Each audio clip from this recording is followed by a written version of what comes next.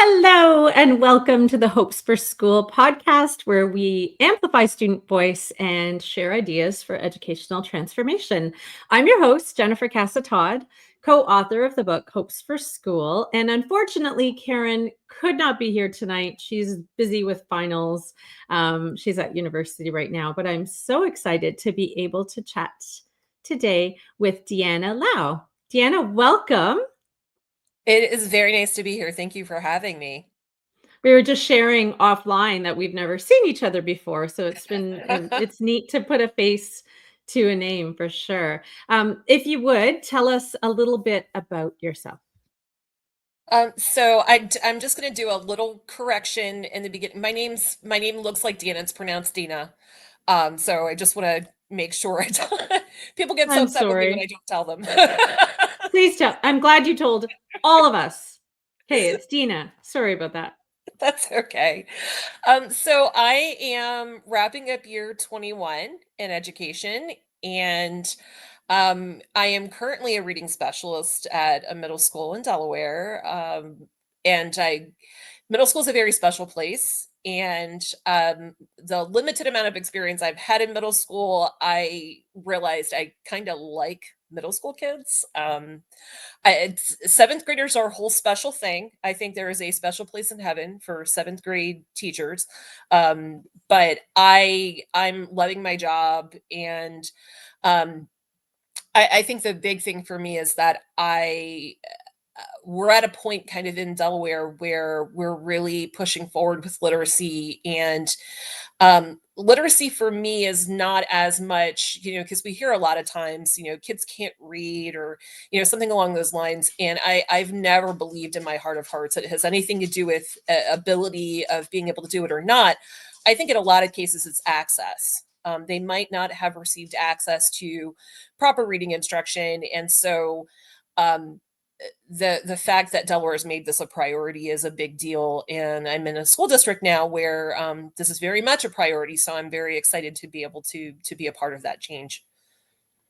That's wonderful that they've made that a priority, and that is such a good point about equity. We can talk about equity of access for so many things, can't we? But reading in particular is one as well. I mean, I think of when I was a little girl, my parents never read to me.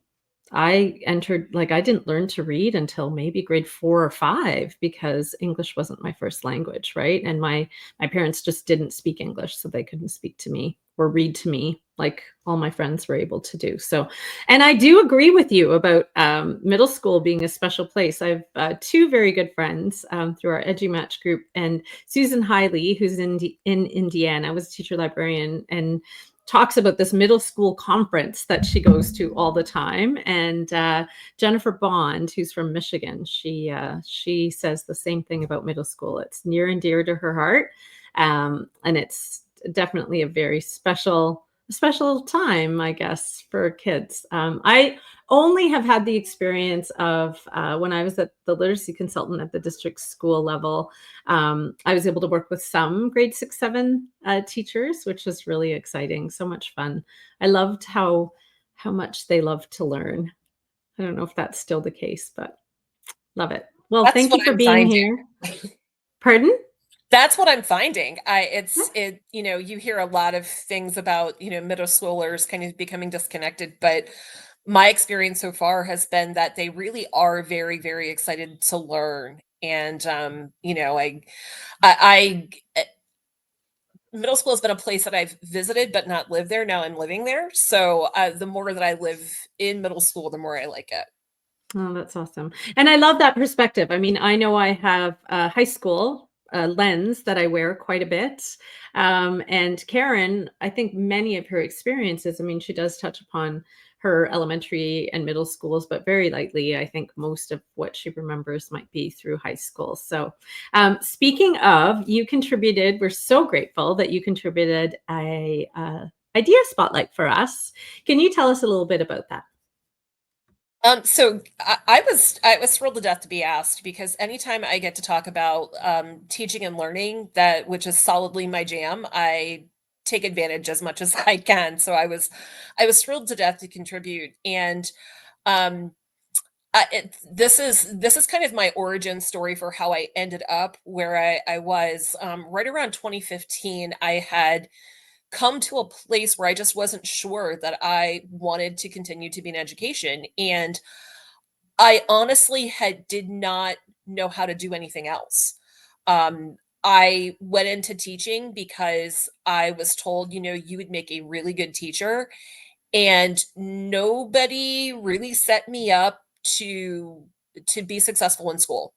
I was, middle of the line student at best, and I just had some really great educators in my life who, when I said, this is something that I'm interested in doing, or I think this might be my pathway, I was told, well, we knew this was the road you were going to take. We were just waiting for you to figure it out. So I don't know that I was ever good at anything else.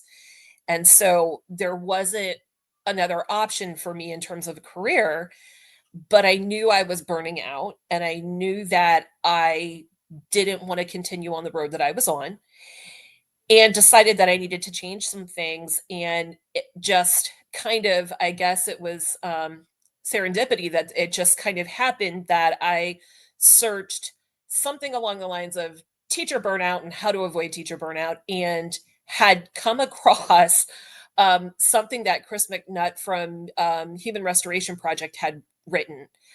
And it was about being gradeless. And I was the same way as everybody else that like, made grades a higher priority and task completion a higher priority than actual learning, where I was like, I just don't think this is possible. I don't know that it'll ever work. And I had every excuse under the sun. And then what I came to realize is that what a huge piece of what was contributing to my burnout, the huge piece of that were systems I set up myself that I had perpetuated because that's what was done before me.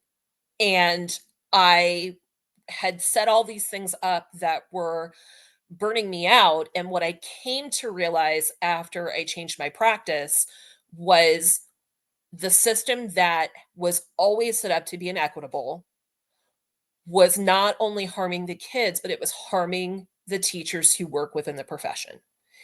And that was a huge piece of it. And when I came to realize that what I had done was not only harming kids, but it was harming me too, that was a huge move for me to then go, okay, like what I was doing before, I can't go back to that. And then what ended up happening as a result of that is I realized that prior to setting up the system, I don't know that I actually truly understood what I was assessing.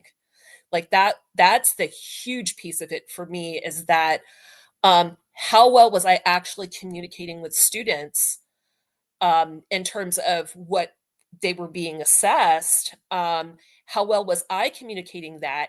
And there were times where I look back and I'm like, I had that same reaction a lot of teachers have where I was like, I know I taught this. Why aren't they demonstrating after they were so brilliant in class? And I came to realize that I got exactly what I asked them for.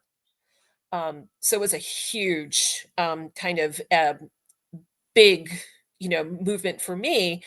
And what I ended up doing over time was fine tuning things. So I took, evidence journal from, um, oh my gosh, Nick's name is like completely leaving me. He's Nick Covington with Human Restoration Project. I adapted an evidence journal that he had, and in with that was then the single point rubric.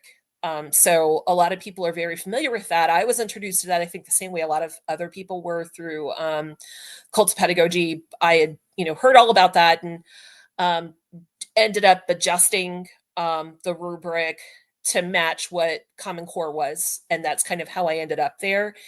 And realized that it was a big foundation for communicating with students and helping students to understand that they really were empowered to make changes within their writing. And it ended up significantly decreasing my burnout. I was enjoying teaching again, which that was a huge piece of it for me. I was enjoying the dialogue that I had with students when they were discovering, oh, like I'm actually not as bad a writer as I thought I was. And it gave them a sense of empowerment to be able to do something about their own learning and their writing. And for me, that was it. I didn't need to do it any other way than that. And I don't know honestly if I was to go back in the classroom right now that I would go back to traditional grading. So much of what you said absolutely resonates. The self-imposed misery. I tell a story, and I can't even believe that this actually happened. But I tell a story in the book of me grading Macbeth essays, and I remember this Oh, vividly. And so I had this pile of Macbeth essays. I tried everything. I like would do 5 at a time and then reward myself. I would tell the kids I would bring donuts in if I didn't have it done by Tuesday. Like it was all the things, right? I was marking the same essay over and over and over again. So there you like that's like how monotonous is that, right? And I remember someone said, "Oh, try standing up because then you won't fall asleep." Because also I was falling asleep all the time, and I remember standing at the dishwasher and falling asleep anyway. And we have like this big indentation in our dishwasher now as a result. But you're right. Assessment is a slog, and kids don't know a lot of times what it is, and we don't know. Like that really resonated too. You're, saying that kids don't know what they're being assessed for. And that rubric is so convoluted, isn't it? So for yes. them, yeah. So for the most part, I was co-constructing rubrics with kids. And then when you submitted your spotlight, I was like, oh yeah, I forgot about that single point rubric. And I'm actually teaching teachers at a teachers college here, just one course, but evaluation is part of it. And we had a conversation about the differences, and I showed them the single point rubric, and so many of them are like, "Oh wow, like this is so much simpler," and the kids actually know what they need to work on Hmm. and what their strengths and needs are. So thank you for that because I was like, why haven't I done this the whole time? Co-constructing, don't get me wrong, like it was somewhat effective, but I still found that kids didn't really read my feedback. Right. And so I had to make a couple of switches there. So now when you started to implement the single point rubric, was it a bit of a shift for kids because they weren't quite used to it? Or can you tell me a little bit about that? It was a huge shift. And so I will say this: in every building that I have worked in where I have done gradeless, I was the only person in the building doing that. And there is always a big shift at the very beginning of that practice because students tend to weigh on the side of inflating where they are because everything is based on this very transactional relationship that teachers have with students where a student has to give you a thing and then you give them a thing. And in a lot of cases, we then get upset about the transaction that neither one of us really bought into or agreed to.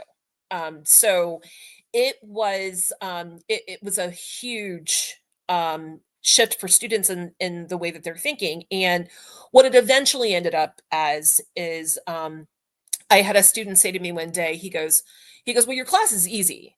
And I went, "Is it really? Is it really easy?" Because and it's funny because when you talk about gradeless, people think you're like, all joining hands around a campfire singing kumbaya. There's this misconception and that's what happens. And I'm like, I don't do warm and fuzzy.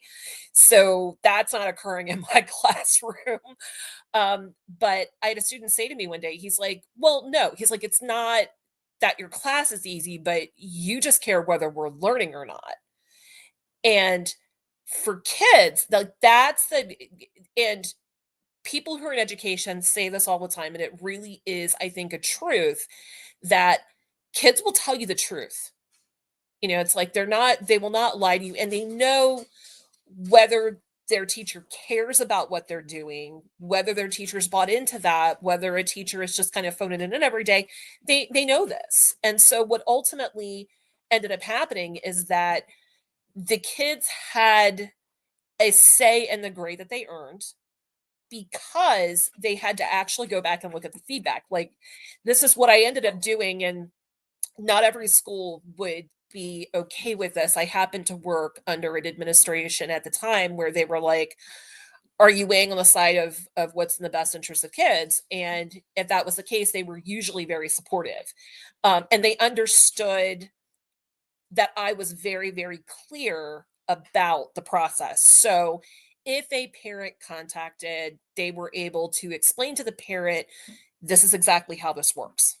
So that was just kind of a precautionary measure we took in advance that the administration understood kind of what was going on. But what ended up happening is that I treated all assignments as formative. And there is I think assessment sometimes when you look at just going, is it formative or summative? I think those definitions have really become bastardized over time. And as somebody who teaches students how to become writers, I don't know that you master writing.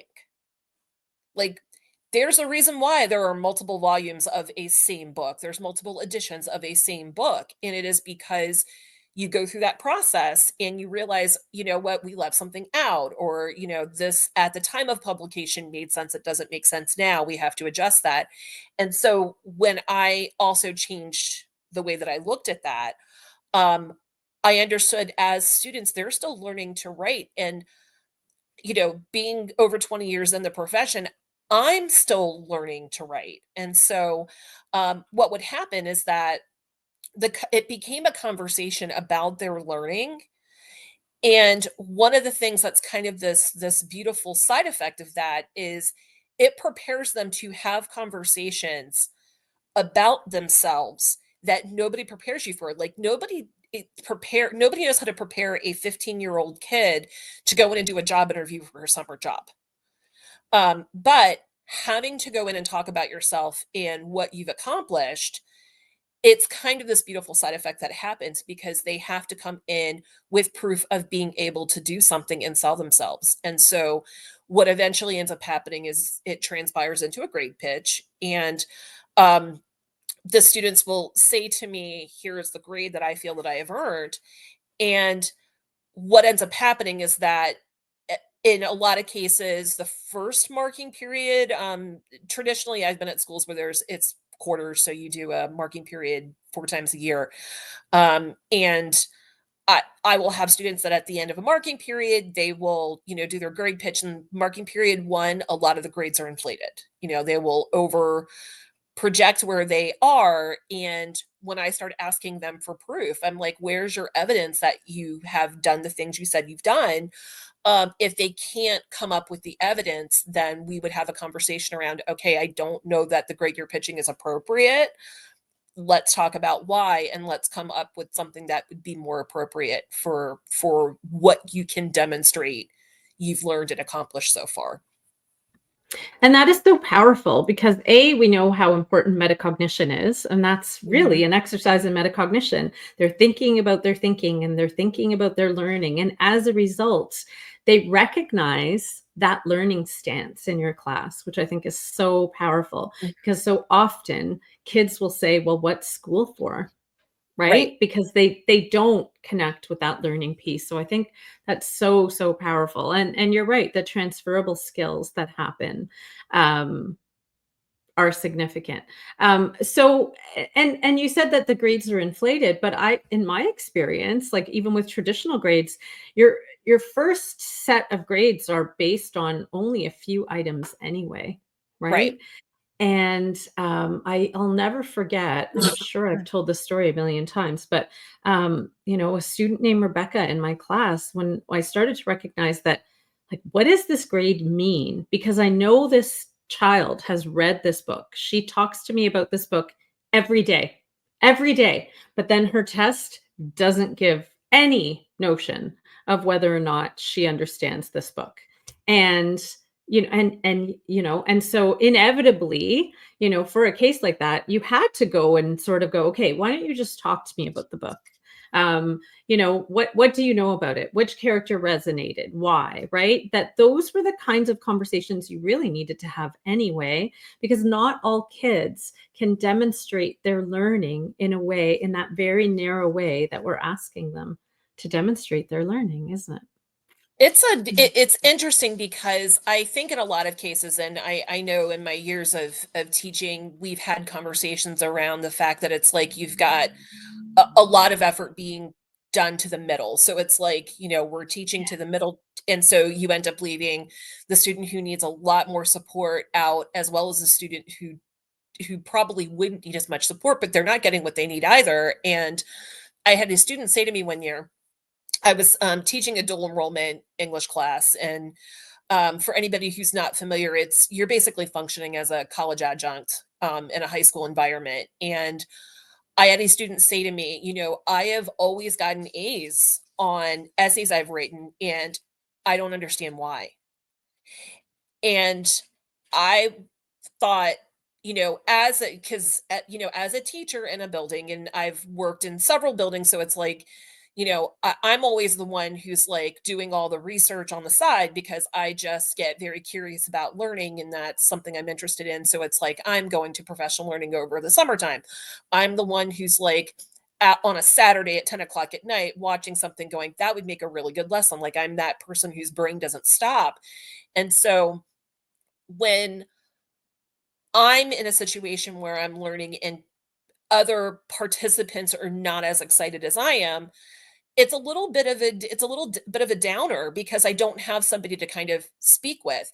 And I remember not getting the kind of feedback that was going to help me grow. And like, yes, I've been told I'm a good teacher, but what does that even mean? And so for that kid, I was like, the fact that they have gotten to a senior in high school and cannot explain what it is about their writing that is, quote unquote, making it a good piece of writing.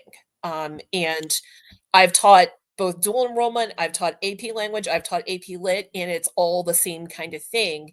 They're leaving with a sense that they don't understand what makes good writing. Or by extension, based on Karen's narrative, that you just follow the recipe to the T. Hmm. And if you follow that recipe to the T, then you're going to get that grade because grades are the only thing that matter. And yet, that, where we're supposed to be prioritizing creativity and critical thinking and, process and all of those things, there really is something missing there, isn't there?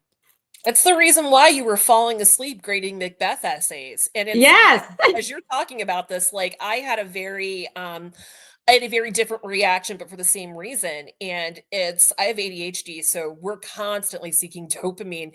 And the amount of candy that I would eat while I was grading, basically the same essay 120 times, because they had to get the formula. So it's, they plug everything in, and it's like basically you're reading the same 3 to 4 Macbeth quotes, and, the students are regurgitating in some way, shape, or form what they heard during class time. And so, like, that is the reason why you were falling asleep standing up as you're trying to grade Macbeth essays. Absolutely.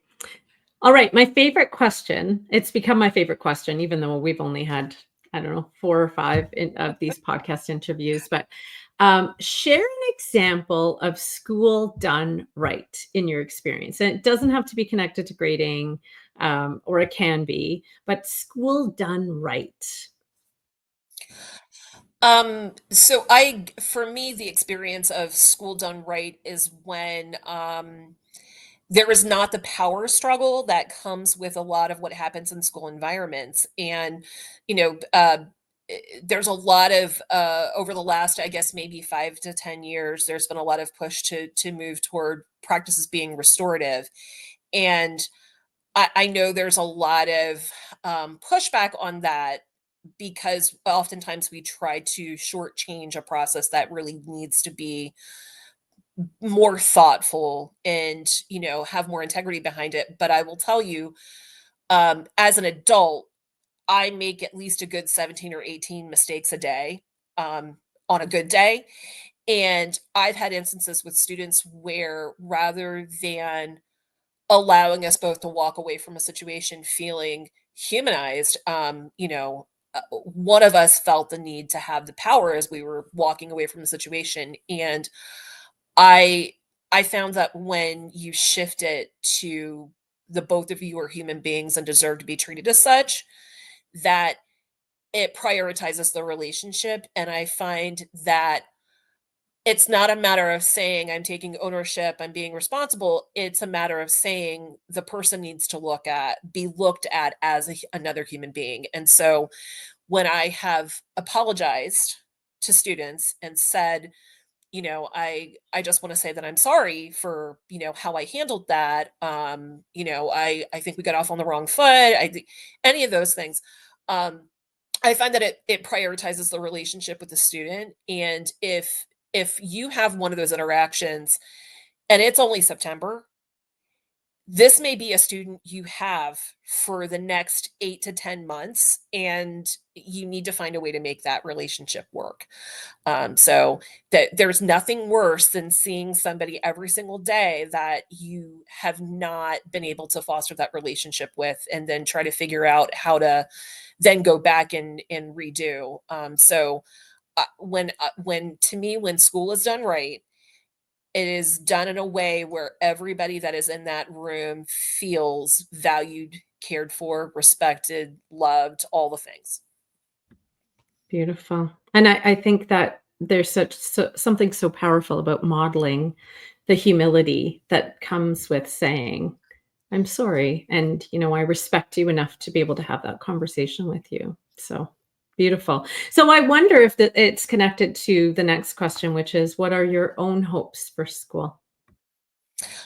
I think pretty much I've reached a point where I want every person in their learning situation, wherever they are in that learning situation, to feel that um, you know, love, respect, um, that they're that who they are in their essence is valued, and it's surely because you walk the earth. Like, I think everybody needs to feel that. And it's really hard to have um it's really hard to make progress with your growth and your learning if you're not being valued in what you bring to a situation. And so for me, that's my grand hope, is that everybody walks into a learning environment where that is the way that they feel.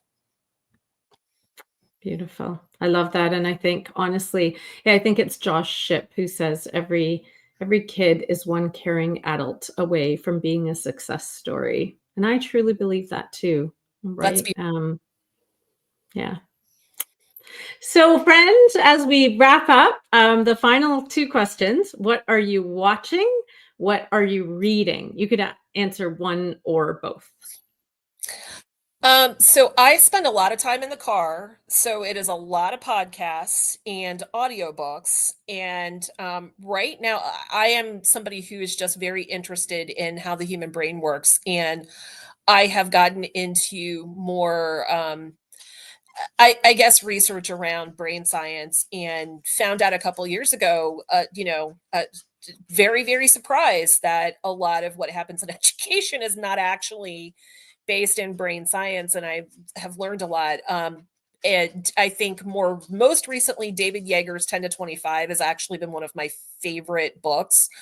And it just he has a really nice way of breaking down what happens in that age group, where we know that maybe the human brain's not completely developed, and there's just a way now, like, everybody who is right around the same age that I am or older, because I'm now at the point in my life where anybody under the age of 25 is a kid. So we are like, they're just so different than, we were, and they are. And as baby Gen X, we created this.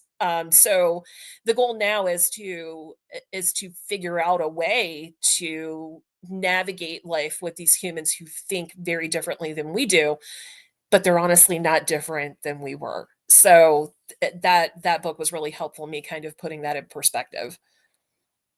Awesome. And I love that. I haven't read that book, but I think it would be right up my alley. So I'm excited about that. Are you currently binge watching anything?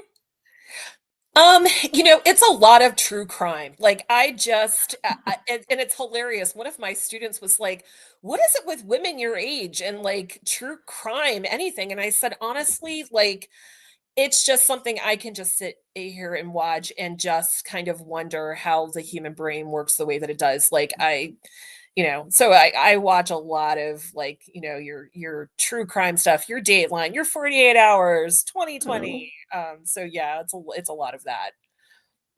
that not up my alley at all, but the book sounds amazing.